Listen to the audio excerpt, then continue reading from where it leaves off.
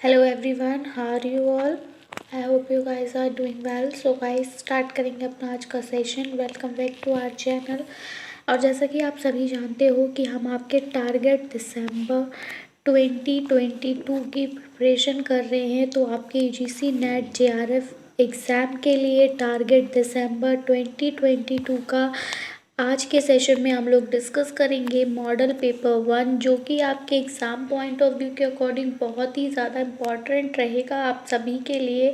ऐसे कैंडिडेट जो दिसंबर 2022 की साइकिल में अपीयर हो रहे हैं, उन सभी के लिए ये मॉडल पेपर बहुत ही ज़्यादा इम्पॉर्टेंट है। तो वीडियो को विदाउट स्किप किए लास्ट तक ज़रूर देखें, ताकि यहाँ पर कोई भी इम्पॉर्टेंट क्वेश्चन आपसे मिस ना हो।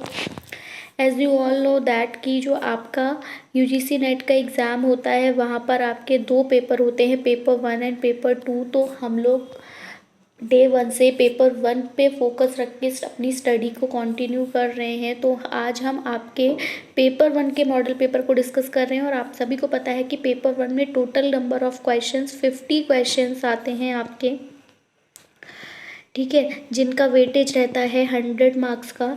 और आपको ये भी पता होगा कि जो पेपर 1 है, यहाँ पर टोटल 10 यूनिट्स होती हैं आपकी।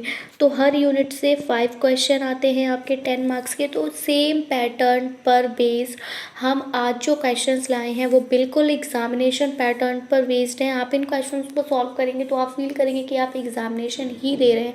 तो ये आपके प्रिपरेशन को चेक करेगा, आपके कॉन्फिडेंस लेवल को बढ़ाएगा, और किस तरह से आपको अपने एग्ज़ाम में क्वेश्चंस को अटैम्प्ट करना है उसका आपको एक आइडिया भी देगा, एक ओवरव्यू भी देगा।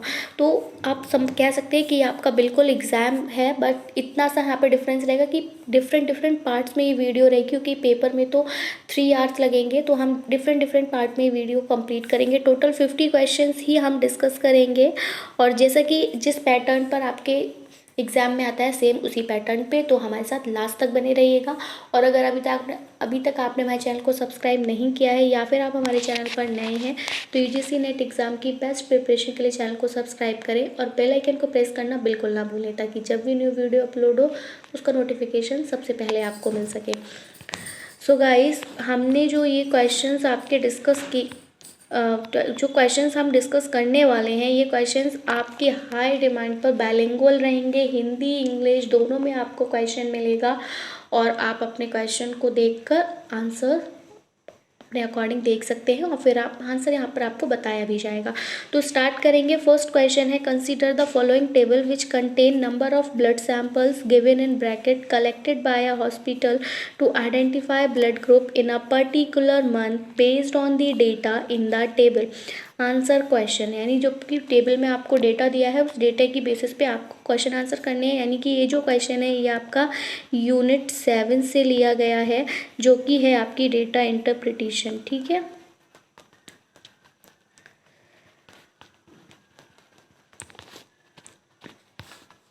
नीचे दी गई तालिका का अध्ययन करें, जिसमें किसी अस्पताल द्वारा रक्त समूहों का पता लगाने के लिए किसी विशेष माह में एकत्र किए रक्त नमूनों को संख्या कोष्ठक में दी गई हैं। रक्त नमूनों की होगा, ठीक है, रक्त नमूनों की संख्या कोष्ठक में दी गई है। तालिका में दिए गए आंकड़ों के आधार पर आपको प्रश्न के उत्तर देने हैं। तो ये टेबल है, आप चाहे तो उसका स्क्रीनशॉट ले लीजिए, वरना जब हम कैलकुलेशन करेंगे तो ये टेबल हेल्प करेगी, इसलिए आप इसको नोट कर लीजिए अपनी नोटबुक में। सबसे पहले आपको बताया गया है हॉस्पिटल्स, ठीक है, इनमें आपके जो भी रिपोर्टेड ब्लड ग्रुप्स हैं। उसके बाद हॉस्पिटल डब्ल्यू में यहाँ पर टोटल 1000 सैंपल्स हैं। फिर हॉस्पिटल एक्स, यहाँ पर टोटल 500 सैंपल्स हैं। हॉस्पिटल वाई, यहाँ भी टोटल 1000 हैं। और फिर हॉस्पिटल जेड, यहाँ भी टोटल 500 हैं। अब ए पॉजिटिव केसेस हैं आपके डिफरेंट हॉस्पिटल्स में, इनको नोट कर लीजिए। फिर आपके बी पॉजिटिव केसेस हैं। उसके बाद आपका ए नेगेटिव केस है और आपका बी नेगेटिव केस है, तो इनको नोट कर लीजिए। अब हम स्टार्ट करेंगे क्वेश्चन नंबर 1 के साथ। तो ये रहा क्वेश्चन नंबर 1 आपकी स्क्रीन पर। और question number 1 says that which hospital reported highest negative blood group. तो किस हॉस्पिटल में सबसे ज़्यादा नेगेटिव ब्लड ग्रुप है, ठीक है। तो अब इसका हम कैसे पता लगाएंगे, तो इसके लिए आपको क्या करना होगा, सबसे पहले हम काउंट करेंगे हॉस्पिटल W में जितने भी नेगेटिव आपके ब्लड ग्रुप्स हैं, ठीक है, A नेगेटिव और B नेगेटिव। तो हॉस्पिटल W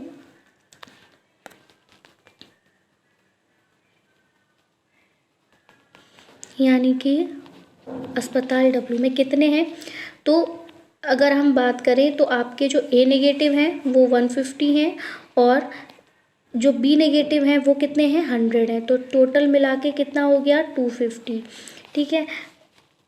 नेक्स्ट आपका है हॉस्पिटल X। अब हॉस्पिटल X में कितने हैं, हॉस्पिटल X में आपके 50 A नेगेटिव हैं और 50 ही आपके B नेगेटिव हैं, टोटल मिला के हो गए 100। फिर आ जाते हैं हॉस्पिटल Y पर। हॉस्पिटल Y में आपके 150 A नेगेटिव हैं और 50 V नेगेटिव हैं, टोटल 200 हो गया। फिर आ जाएंगे Z पे, ठीक है। तो हॉस्पिटल Z में आपके A नेगेटिव 50 हैं और B नेगेटिव 150 हैं, तो टोटल यहाँ पर भी हो गया 200। अब आपको सबसे ज़्यादा बतानी है कहाँ पर है, तो बिल्कुल यहाँ से देख लीजिए, क्लियर है कहाँ है, तो ये रहे आपके हॉस्पिटल W में 250, क्योंकि यहाँ तो 100 है और अगेन यहाँ पर आपके 200 है। तो आपका जो करेक्ट आंसर जाएगा दिस क्वेश्चन के लिए, this it is option number last यानी D, हॉस्पिटल W।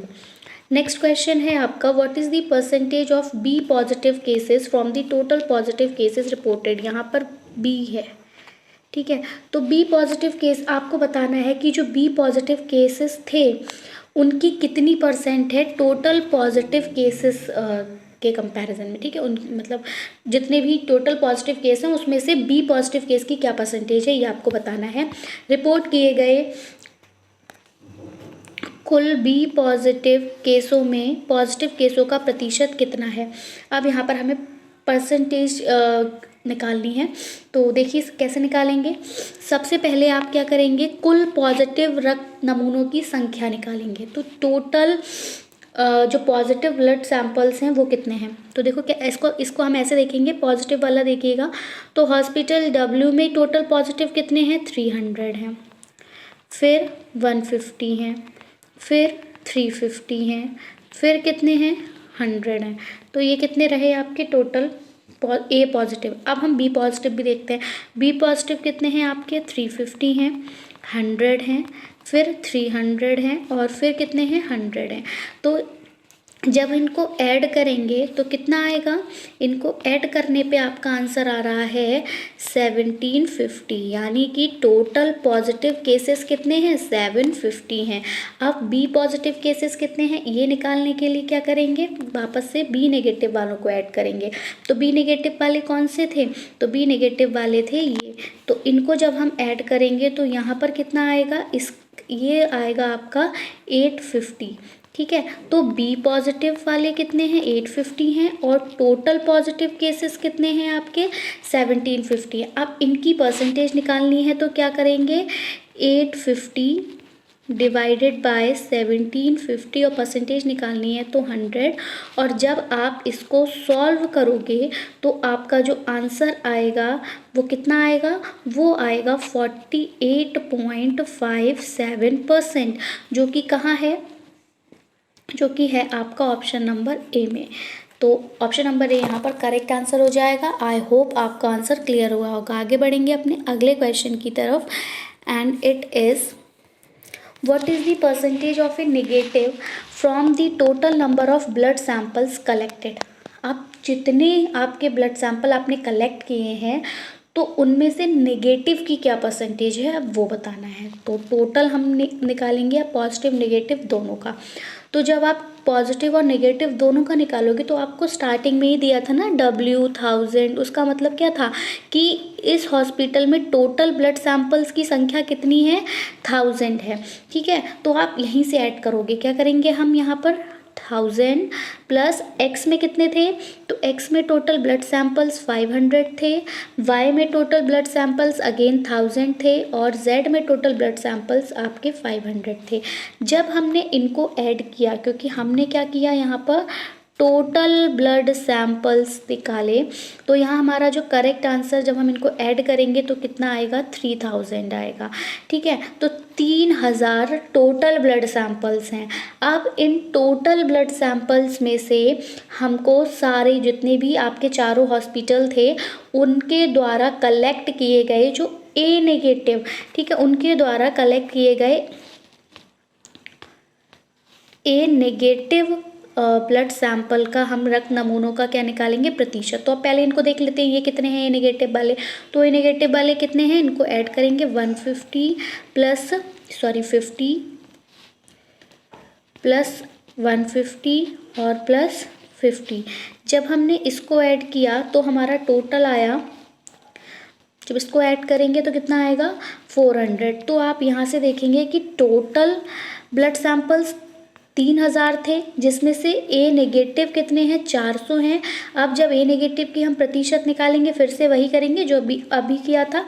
400 को हम डिवाइड करवाएंगे 3000 से और मल्टीप्लाई करेंगे 100 से, तो हमारा जो आंसर आएगा इट इज़ 13.33%।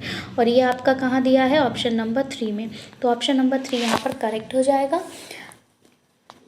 आगे बढ़ेंगे अगले क्वेश्चन की तरफ, चाहे तो उसका स्क्रीनशॉट ले लीजिए। Next question number 4, what is the percentage of blood group reported in the table. अब आपको परसेंटेज बतानी है ब्लड ग्रुप की जो कि आपके टेबल पे है। ठीक है, तो कितनी तालिका में रिपोर्ट किए गए रक्त समूह का प्रतिशत कितना है, मतलब कितने प्रतिशत हैं।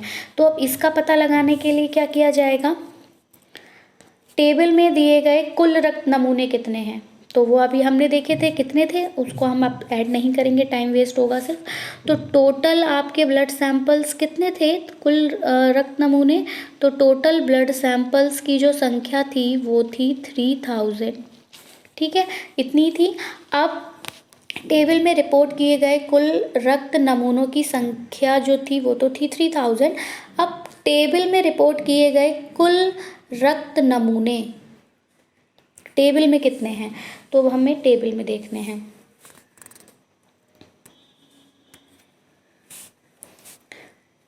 जो टेबल में 300 वगैरह दिए हैं उनको लिखेंगे। चलिए ऐड करेंगे 300 प्लस 350, लाइन वाइज लिखेंगे 150, सिर्फ ये डब्लू हॉस्पिटल डब्लू के हैं, प्लस 100। अब दोबारा से 150 हॉस्पिटल एक्स के 100 प्लस 50 और प्लस 50, फिर हॉस्पिटल वाई के 350 प्लस 300 प्लस 150 और प्लस 50। अब हॉस्पिटल जेड के तो ये आ जाएंगे आपके 100 प्लस 100 प्लस 50 और प्लस 150। क्लियर। टोटल जब इसका आएगा कितना आएगा, इसका टोटल आएगा आपका 2500 यानी 2500। और टोटल कितने थे 3000। और यहाँ पे इनको जब हमने ऐड करा तो टेबल में जितने थे अलग से वो कितने थे 2500। अब देखो अविष्ट प्रतिशत कितना निकलेगा, इनका प्रतिशत हमें निकालना है। तो अब यहाँ पर भी हम सेम वही करेंगे कि 2500 को 3000 से डिवाइड करा के 100 से जब मल्टीप्लाई करवाएंगे तो आएगा आपका 83.33%। यानी इसका मतलब ये है आप ये कि टोटल तो 3000 थे, जिनमें से ए नेगेटिव, बी नेगेटिव, ए पॉजिटिव, बी पॉजिटिव थे 2500। बाकी जो होंगे वो आपके ओ पॉजिटिव, ओ नेगेटिव भी हो सकते हैं। ठीक है, ए भी पॉजिटिव हो सकता है। तो इसलिए आपके टेबल में जितने भी दिए गए आपके ब्लड सैंपल्स हैं वो कितने प्रतिशत हैं 83.33, और ये आपको दिया है ऑप्शन नंबर 2 में। नेक्स्ट लास्ट क्वेश्चन है, what is the ratio of A positive cases to A negative cases. Positive case का क्या रेशियो रहेगा नेगेटिव केस से। ए पॉजिटिव केसों और ए नेगेटिव केसों के बीच का क्या अनुपात है, हमें रेशियो वाला क्वेश्चन निकालना है। तो क्या करेंगे निकालने के लिए, ए पॉजिटिव जो भी ब्लड सैंपल्स थे उनकी संख्या लिखेंगे। तो ए पॉजिटिव ब्लड सैंपल्स की संख्या कितनी है 300 प्लस 150। ईजी, बहुत ईजी क्वेश्चन है ये। 350 बस थोड़ा सा माइंड का यूज़ करना है। 100 आपका आंसर आ जाएगा 900। क्लियर। फिर आप हाँ, ये तो ए पॉजिटिव का था। अब ए नेगेटिव निकाल लीजिए ऐसे ही। ए नेगेटिव में 150 प्लस 50 प्लस 150 और प्लस 50, टेबल देखते चलेंगे। इसको जब टोटल करेंगे तो आएगा 400। तो एक तरफ आया 900, एक तरफ आया 400।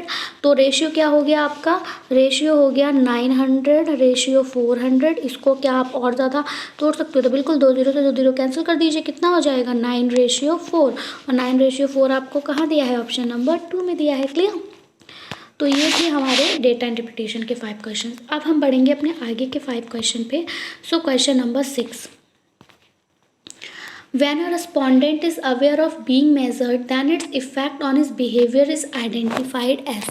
जब एक उत्तरदाता को स्वयं को मापे जाने की जानकारी होती है तो उसके व्यवहार पर इसके प्रभाव को क्या कहा जाता है? ठीक है, तो सेल्फ कॉन्शियसनेस कहा जाता है, रिएक्टिविटी यानी प्रतिक्रियात्मकता कहा जाता है, कृत्रिमता कहा जाता है, या तदात्म्य प्रभाव कहा जाता है।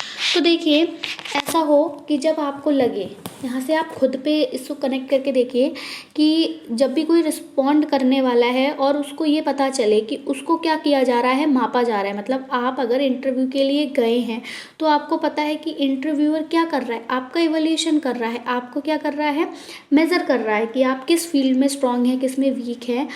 तो आपका व्यवहार कैसा होगा? आप आत्मचेतना करेंगे, मतलब सेल्फ कॉन्शियस हो जाएंगे। तो आपको पता है कि इंटरव्यूअर के सामने अगर आप सेल्फ कॉन्शियस होंगे, आप किसी भी जॉब के लिए गए हों, तो वो क्या करेगा? आपको निगलेक्ट कर दे, आपको क्या कर देगा? रिजेक्ट कर देगा। क्यों? क्योंकि उसको सेल्फ कॉन्शियस पर्सन नहीं चाहिए। वो जिस जॉब के लिए आया है उसको उस वर्क के लिए डेडिकेटेड पर्सन चाहिए। तो आप आत्मचेतना में तो नहीं जाएंगे। दूसरा है आर्टिफिशियलिटी बिल्कुल नहीं जाएंगे। जब आप इंटरव्यू दे रहे हैं तो आप किस में जा रहेंगे? नेचुरलिटी में रहेंगे ना। आपके पास जो कुछ है आप वही तो बताएंगे, एक्स्ट्रा थोड़ा ना बता देंगे। जो क्वालिफिकेशन है आपकी, जो आप में स्किल्स हैं, आप वही बताएंगे, आर्टिफिशियल नहीं बताएंगे। तो ये भी गलत हो जाएगा। तदात्म्य प्रभाव, तो तदात्म्य प्रभाव मतलब आप आइडेंटिटी इफेक्ट वहाँ पर शो नहीं करेंगे। अगर मान लीजिए आप एग्रेसिव है नेचर में, तो आप वहाँ पर जाकर अपना एग्रेसिवनेस नहीं दिखाएंगे। या फिर आप बहुत ज़्यादा शाय हैं, तो आपको वहाँ अगर आप वहाँ जाकर मतलब शाय हैं और थोड़ा नर्वस हो जाएंगे, तो इन सब का इफेक्ट आपके इंटरव्यू पे गलत पड़ेगा। आपको पता है कि ये क्या करेगा, ये आपको आपके इंटरव्यू से ही आपको रिजल्ट मिलना है। तो आप ये तीनों ही यहाँ पर अपना बिहेवियर शो नहीं करेंगे। कौन सा बिहेवियर शो करेंगे? रिएक्टिविटी का। रिएक्टिविटी यानी प्रतिक्रियात्मकता, मतलब वो जो क्वेश्चन आपसे पूछ रहे हैं आपको रिवर्स में उसका आंसर देना है। ठीक है, तो इधर से अगर कोई भी क्रिया हो रही है तो उसके बदले में आपको अपनी प्रतिक्रिया देनी है। तो आपका जो बिहेवियर रहेगा वो क्या रहेगा? रिएक्टिव रहेगा। Next, principle students learn together but perform alone is an example of. यहाँ पर ये प्रिंसिपल सिद्धांत वाला प्रिंसिपल है। ठीक है, तो विद्यार्थी सीखते एक साथ हैं परंतु निष्पादित अकेले करते हैं। तो इस सिद्धांत निम्न में से किसका उदाहरण है? इंडिविजुअल अकाउंटेबिलिटी का है, पॉजिटिव इंटरडिपेंडेंस का है, फेस टू फेस इंटरेक्शन का है, और ग्रुप प्रोसेसिंग का। देखिए, जब बात आपकी आई थी अकेले करने की, सब सीख एक साथ रहे हैं। ठीक है, सबका सीखना तो जो है वो आपका समूह प्रसंस्करण हो जाएगा, लेकिन वो कर क्या रहे हैं? निष्पादित जो है वो अकेले कर रहे हैं, परफॉर्म कोई काम अकेले कर रहे हैं। सीख सब, जैसे अब आप क्लास, इसका एग्जाम्पल आप ऐसे ले लीजिए कि आप क्लास में हैं, तो क्लास में स्टडी तो सब आप लोग कैसे करते हो? स्टडी सारे के सारे ग्रुप में करते हो। टीचर एक साथ सबको पढ़ाता है। ऐसा थोड़ी ना कि एक एक बच्चे को पढ़ाते हैं, आज तुम आना कल तुम आना, ऐसा नहीं होता। सब एक साथ आते हैं और सबको टीचर एक साथ पढ़ाता है। लेकिन सीखते आप सब एक साथ हो और उसको निष्पादित करते हो अकेले। तो वो अकेले आप कब करते हो? अपने एग्जामिनेशन हॉल में। जब आप एग्ज़ाम दे रहे होते हो तो वहाँ आप अकेले होते हैं। आपको जो आता है आप वही लिखोगे। वहाँ पर आपका कोई भी हेल्प नहीं करेगा, वहाँ कोई टीम स्पिरिट नहीं चलती, वहाँ कोई ग्रुप डिस्कशन नहीं चलता। ठीक है, तो एक क्लास हो गया, क्लास और एग्ज़ाम, यही है आपका एग्जाम्पल इस प्रिंसिपल का। ठीक है, तो ग्रुप प्रोसेसिंग नहीं होगी, आमने सामने की अंतःक्रिया के पेपर में आप फेस टू फेस इंटरेक्ट करते नहीं, तो आप इंटरव्यू में करते हैं, ठीक है। तो और इंटरव्यू के लिए प्रिपेयर भी आपको ग्रुप में नहीं कराया जाता, आप खुद ही प्रिपेयर करते हैं, सेल्फ प्रिपरेशन करते हैं, तो अकेले में ही होगी, ठीक है, ये गलत हो गया। पॉजिटिव इंटरडिपेंडेंस, जब मैंने अभी बोला कि क्लास में आप सीखते तो सब एक साथ हो, लेकिन एग्जामिनेशन में आपको वही लिखना है जो आपको आता है, आप खुद पर डिपेंड होते हो, किसी दूसरे पर नहीं होते। तो चाहे सकारात्मक हो चाहे नकारात्मक हो, दोनों ही गलत हो जाएंगे। जो आपका करेक्ट आंसर जाएगा here goes with option number A, that is individual accountability. आपका खुद का एक व्यक्तित्व, मतलब व्यक्तिगत दायित्व होता है आपका, आपकी अपनी रिस्पॉन्सिबिलिटी होती है कि आपने जो सीखा है वो आप लिखेंगे अपने एग्जाम पेपर में, ठीक है। तो आपको उस अकॉर्डिंग मार्क्स यहाँ पर जो है वो मिलेंगे। Clear. Next, golden rules that communicator should follow are. अब संप्रेषकों की अगर बात की जाए तो यहाँ पर संप्रेषकों को जिन, गलत हो गया है यहाँ पर आएगा संप्रेषकों को जिन सुनहरे नियमों का पालन करना चाहिए वे क्या होते हैं, ठीक है। किन सुनहरे नियमों का पालन एक संप्रेषक के द्वारा किया जाना चाहिए, कम्युनिकेटर के द्वारा किया जाना चाहिए। तो दे शुड बी अलूफ, उन्हें बिलग होना चाहिए। दे शुड टेक साइड्स, उनको पक्ष लेना चाहिए, किसी का भी पक्ष ले सकते हैं। दे मस्ट बी हर्ड, उन्हें सुना जाना चाहिए। दे मस्ट बी अंडरस्टूड, उन्हें समझा जाना चाहिए। और दे मस्ट बी एप्रिशिएटेड, उनको सराहा जाना चाहिए। बिल्कुल। कम्युनिकेटर को क्या करना चाहिए, कम्युनिकेटर को सबसे पहले आपको क्या करना है, देखिए ये वाला क्वेश्चन ऑप्शन नंबर ए जो है वो तो आपका बिल्कुल गलत हो जाएगा, ठीक है। क्यों गलत हो जाएगा, क्योंकि दे शुड बी अलूफ, यहाँ लिखा है उन्हें बिलग होना चाहिए। तो जब कम्युनिकेट कर रहे हैं तो कम्युनिकेटर का क्या मतलब है, वो क्या कर रहा है, इंटरेक्ट कर रहा है। इंटरेक्ट किससे करेगा, किसी दूसरे व्यक्ति से करेगा, ठीक है, अदर पर्सन, ठीक है, किसी दूसरे व्यक्ति के साथ क्या करेगा, इंटरेक्ट करेगा। तो बिलग तो नहीं हो सकता, इसलिए ये ऑप्शन आपका गलत हो जाएगा। फिर उन्हें कोई पक्ष लेना चाहिए, पक्ष लेने वाली बात आ जाती है, तो पक्ष भी नहीं लिया जाता। आप जब बोल रहे हो, आप जब कम्युनिकेट कर रहे हो, तो एक साइड मान लीजिए, मतलब आप एक जज का एग्जांपल यहाँ ले लेते हैं, वो कम्युनिकेटर है, क्यों, क्योंकि वो क्या कर रहा है, आप सज़ा सुना रहा है। अब वो जिसको सज़ा सुना रहा है, मान लीजिए वो उसका कोई रिलेटिव है, तो अब क्या वो अपने रिलेटिव होने की वजह से उसको सज़ा नहीं देगा, अगर वो क्रिमिनल है तो देगा। तो कम्युनिकेटर को किसी का पक्ष नहीं लेना है, उसको सत्य और असत्य के बीच में जो है वो फ़र्क करना है, ठीक है। तो ये गलत हो जाएगा। दूसरा, उन्हें सुना जाना चाहिए। बिल्कुल, कम्युनिकेटर को सुना जाना चाहिए। जब वो भैया कुछ बोल रहा है तो कुछ इंपॉर्टेंट ही बोल रहा होगा, तो उसको सुनना है, ठीक है। तो ये सही हो जाएगा। दूसरा, उन्हें समझा जाना चाहिए। बिल्कुल, वो जो बोल रहे हैं उस बात को समझने की कोशिश की जानी चाहिए। और दे मस्ट बी अप्रिशिएटेड, यानी कि उन्हें सराहा जाना चाहिए, ठीक है, मतलब उनकी सराहना करनी चाहिए कि हाँ आपने अच्छा बोला। तो क्योंकि तब क्या होगा, उनको मोटिवेशन मिलेगा और वो और अच्छा कोशिश करेंगे और अच्छा ट्राई करेंगे। तो यहाँ पर आपको ये तीनों ही ऑप्शन यहाँ पर सही हैं, एक सुनहरे रूल्स माने जाते हैं। तो ये आपको यहाँ कहाँ दिख रहे हैं, ऑप्शन नंबर डी में, C, D and E. Next, the sequence of elements in a classroom speech. अब अगर क्लासरूम स्पीच की हम बात करें तो वहाँ पर किस सीक्वेंस में चला जाता है, कक्षा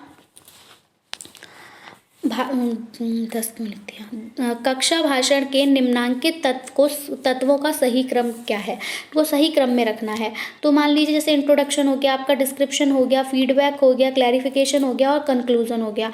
तो इनको आप कैसे कैसे देते हो, तो देखो कक्षा में जो भी भाषण दिए जाते हैं उनमें जो तत्व होते हैं वो किस तरह से चलते हैं। सबसे पहले आप क्या करते हो, सबसे पहले आप देते हो किसी भी चीज़ का इंट्रोडक्शन, ठीक है ना। सबसे पहले आप इंट्रोडक्शन देते हैं, यानी कि क्या हो गई, प्रस्तावना। सबसे पहले आपने क्या दिया है, प्रस्तावना दी।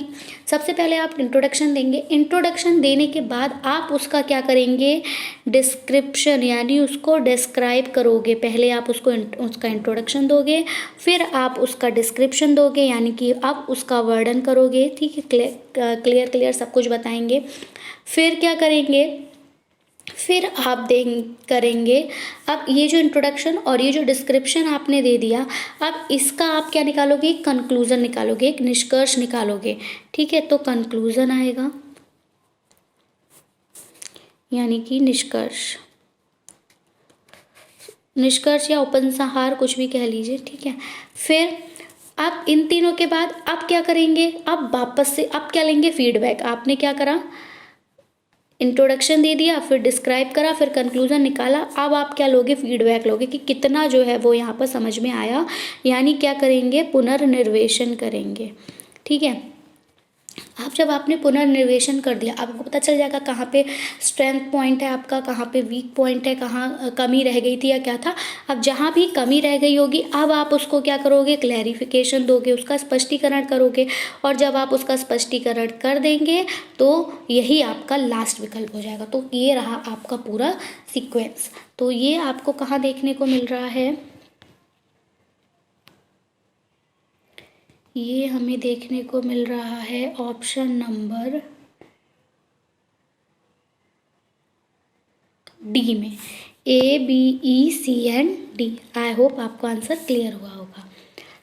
देखेंगे सेशन का लास्ट क्वेश्चन, ठीक है। तो 10 क्वेश्चंस करके हम आपके मॉडल पेपर के 50 क्वेश्चन को कवर कर देंगे और होपफुली हमें अपने अगले सेशन में शायद इतना ज़्यादा टाइम ना लगे, वहाँ हम 15 क्वेश्चन या 20 क्वेश्चन भी कवर कर लें, क्योंकि यहाँ पर आपका डेटा इंटरप्रिटेशन में वो आपका कैलकुलेटिव था, इस वजह से थोड़ा टाइम लग गया। Multimedia files are the documents that contain a confirmation of. Multimedia files जो होते हैं वो एक तरह के आपके दस्तावेज होते हैं जिनमें निम्नलिखित का संयोजन होता है। अब मल्टीमीडिया में किस किस का संयोजन होता है, आप बताइए। आप सभी लोग जो फ़ोन यूज़ करते हैं वो कैसे होते हैं, उनमें मल्टीमीडिया होता है क्या? बिल्कुल होता है, सब कुछ होता है ना उसमें। तो मल्टीमीडिया फ़ोन्स का आप यूज़ करते हो, तो वही है कि मल्टीमीडिया फाइल्स में जो भी दस्तावेज होंगे उनमें क्या क्या होगा, तो उनमें क्या होगा, आपके फ़ोन में टेक्स्ट होता है, बिल्कुल होता है। आप मैसेज करते हो, ठीक है, टेक्स्ट मैसेज करते हैं तो टेक्स्ट होता है। फोटोग्राफ, फ़ोटो ले सकते हैं, बिल्कुल आप फोटोग्राफ ले सकते हो अपने फ़ोन में। दूसरा है आपका वीडियो, वीडियो बना सकते हैं आप, बिल्कुल बना सकते हैं। कंप्यूटर, फ़ोन में कंप्यूटर नहीं होता, ये वाली बात गलत हो जाएगी, ठीक है। मल्टीमीडिया में कंप्यूटर नहीं आता। और फ़ोन में आप ऑडियो रिकॉर्ड कर सकते हो, बिल्कुल कर सकते हो। तो आपका जो यहाँ पर करेक्ट आंसर जाएगा, that goes with option number B, ABCE। यानी कि क्या क्या होता है, मल्टीमीडिया फाइल्स जो डॉक्यूमेंट्स होते हैं उनमें आपका एक तो टेक्स्ट होता है, टेक्स्ट के बाद दूसरा आप वहाँ पे फ़ोटो ले सकते हो, अपने फ़ोन का ही आपको यहाँ पे यूज़ मतलब याद रखना है। तो दूसरा आ जाता है आपका फ़ोटोग्राफ, फ़ोटोग्राफ के साथ आप वहाँ पर वीडियो बना सकते हो, और वीडियो बनाने के बाद आप वहाँ पे ऑडियो भी रिकॉर्ड कर सकते हो। तो ये मल्टीमीडिया फाइल्स में आपके आ जाते हैं डॉक्यूमेंट्स। आई होप आपका आंसर क्लियर हुआ होगा, सेशन पसंद आया होगा। सेशन पसंद आया हो तो इसको लाइक करें और अपने फ्रेंड्स में शेयर करें, ताकि उनको भी इसका बेनिफिट मिल सके। और अब हम अपने नेक्स्ट सेशन में बाकी के जो आपके क्वेश्चन नंबर 11 से आगे की ओर प्रोसीड करेंगे। अगर आपकी कोई भी क्वेरी है so you can ask in the comment section. और आप सभी की डिमांड पे बाइलिंगुअल सेशन रहा था, आई होप आपने एंजॉय किया होगा। तो ज़रूर बताइएगा कैसा लगा सेशन कमेंट सेक्शन में हमें। दैट्स इट, मिलेंगे अपनी एक नई वीडियो के साथ, मतलब इसी के अगले पार्ट के साथ। Till then take care and bye bye. Thanks for watching, thanks, have a nice day.